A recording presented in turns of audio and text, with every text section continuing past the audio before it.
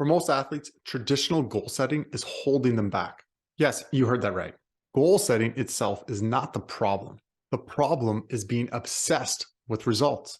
You can want and care about results, but the best athletes in the world are more obsessed with the process than results. However, this can be easier said than done. I'm Dr. Cassie Preston, a mental performance coach and founder of CEP Mindset. And today I'm going to show you how to stop obsessing about results and start enjoying the journey. I learned how big of a problem this is firsthand. As a junior hockey player, I obsessed about points and my spot in the lineup. The more I obsessed about results, the harder it was to achieve my goals. It was infuriating to want something so bad and work so hard, but when it was time to perform, I was in my own head, forcing plays and underachieving. I eventually learned I needed to let go of the result and prioritize my mental game. What I didn't understand, and most athletes don't understand, is the difference between a symptom and the root problem.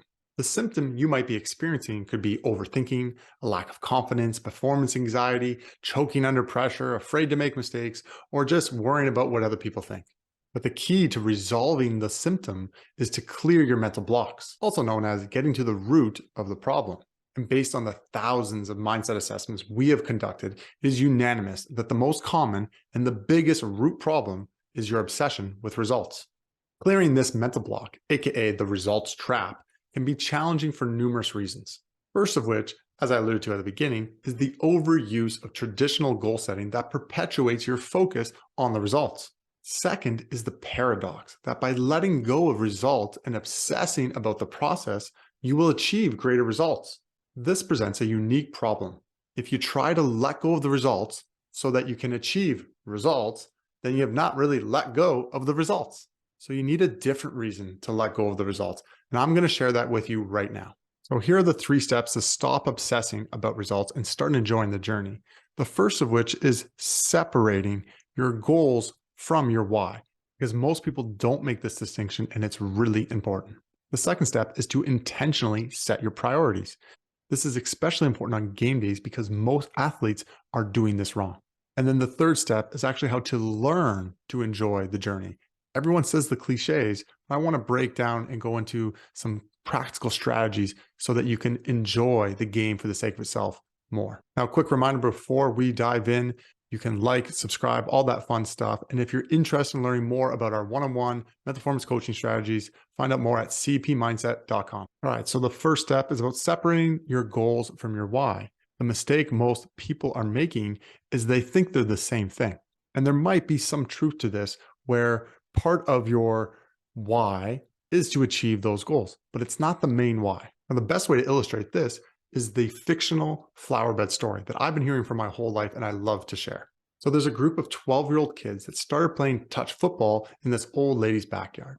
The yard was perfectly set up for a flower bed as the touchdown zones on both sides. The kids absolutely loved playing, especially when they would jump and catch the touchdown pass and land in the nice soft flower beds. But the old lady didn't like this so much. She would yell at them to stop playing, but they just kept coming back. She thought about calling the cops, but realized they're only 12 years old. So she got a sneaky idea where she started to pay them $5 each to play. At first, all the boys were really excited. Not only to get to keep playing the game they loved, they were getting paid to play. This went on for a few weeks until the old lady started to pay them less and less. First, it went to $2, then $1, then 25 cents, until eventually the kids decided, screw this, we aren't playing here anymore. They had completely forgotten why they were playing in the first place. Now, this story is so legendary, I don't even know the origins of it. So if you do, please reach out and let us know.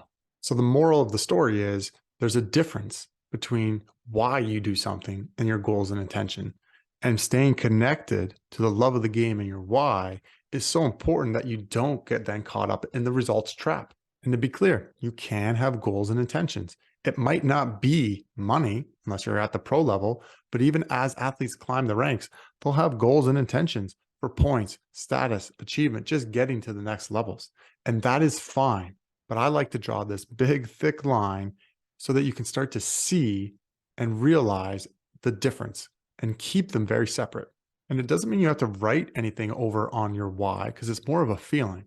That feeling, though, is often attributed more to the experience, to growing, to contributing, to serving, to building. These are what we call a intrinsic driver. Right. Step two is important because now that you understand the difference between your why and your goal, you need to keep your why, your mindset, your process top of mind. So I like to use this color coding system to highlight the three categories that you can prioritize going into any game, practice, or moment. Blue for mindset, green is for your actual skills and tactics and how you play. And then red is results, which is the combination generally of your mindset and the skills, as well as external factors that influence it. But what's interesting and the mistake most athletes make is when they go into a competition, a game, a performance, they make the results the number one priority.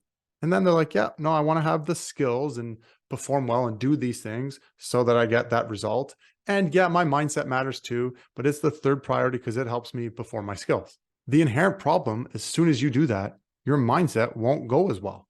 You're way more likely to get caught up in the results trap, be worried about mistakes, lose confidence if things aren't going your way, get derailed by adversity, which therefore decreases how you play and therefore decreases your probability of getting the desired result anyways.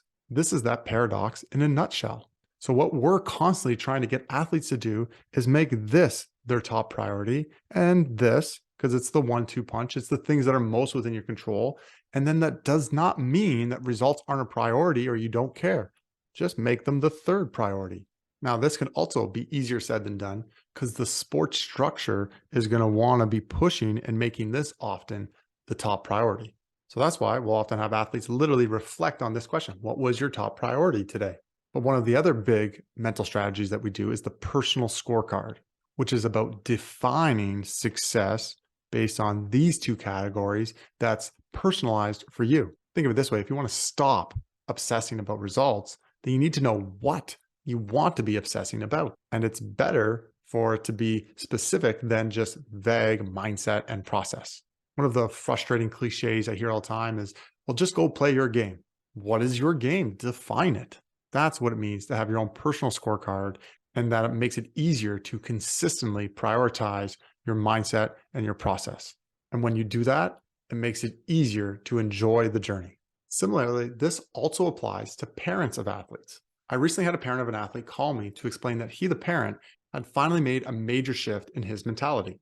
He'd wanted his son to be more process focused and have a stronger mental game so his son could achieve greater results, which makes sense, but he, the parent, was still prioritizing the results.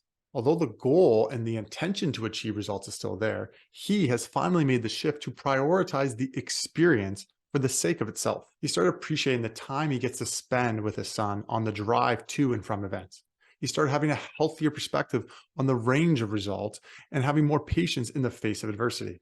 And most importantly, the whole sporting experience became less stressful for both him and his son because of this mental shift.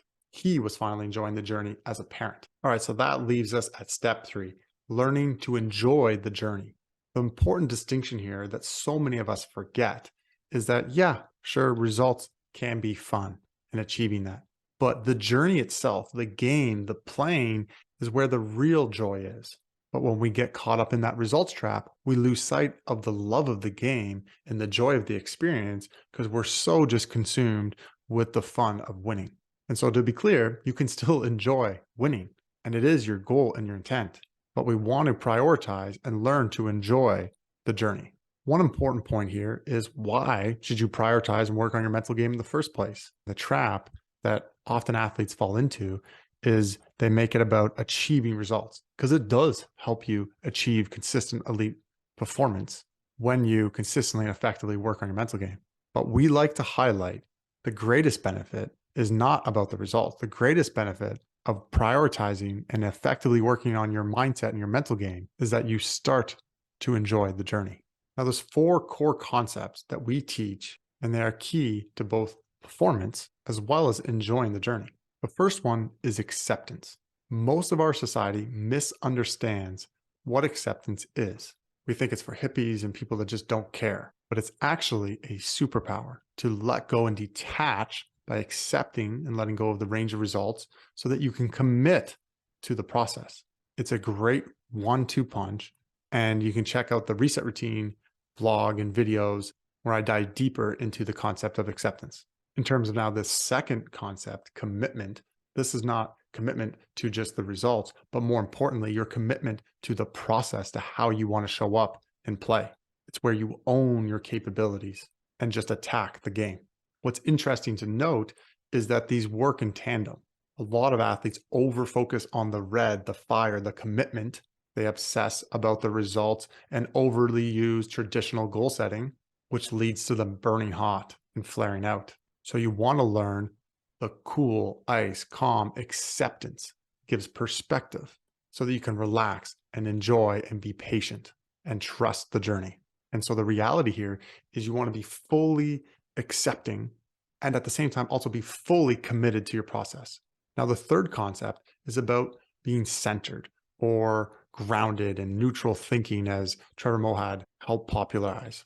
The better you do at the acceptance and commitment, the easier it will be to be centered. But this concept goes a little deeper, where now it's making sure that you're riding the waves and the highs and lows. It's not removing emotion, but staying even keel, not elated and deflated. You stay grounded, centered, see things for what they are, and keep moving forward. Now, the fourth concept is enjoyment, doing it for the sake of itself. And when you do the first three, acceptance, commitment, and being centered, you're now more primed to enjoy the journey. But this concept now loops back to the first step. Why are you playing in the first place? And when you show up with the mindset and the understanding that your why you play your sport in the first place is the enjoyment of the journey and that you love the game, that changes and impacts everything. It's easier now to accept, to be committed to the process, to stay centered. And that's why these four concepts are intertwined and work together. But to be clear, they're just the concepts. You do want to have the strategies that help bring them to life and make sure you apply them consistently. The fundamental strategies that we use being the alter ego, reset routine, personal scorecard, and imagery scripts.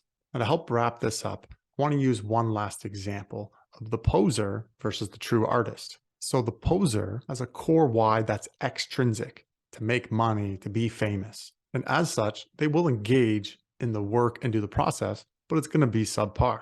And so the result, they struggle to make money or truly become famous. Whereas a true artist, their core why and driver is creating the art in and of itself. They love the process, the self-expression. So in their process, they create masterpieces, but not always.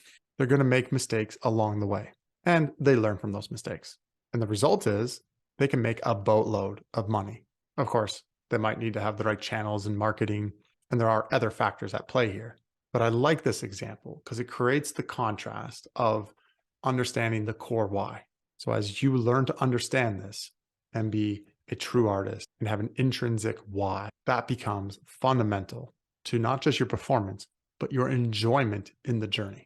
So that's it. Those are the three steps. And to loop this back around to goal setting, you will naturally set goals. But if you keep these three steps in mind to separate your goals from your why, to keep intentionally setting your priorities on the mindset and your process, and knowing how and learning to enjoy the journey through those four core concepts, now you'll be making sure that the goal setting doesn't put you into the results trap.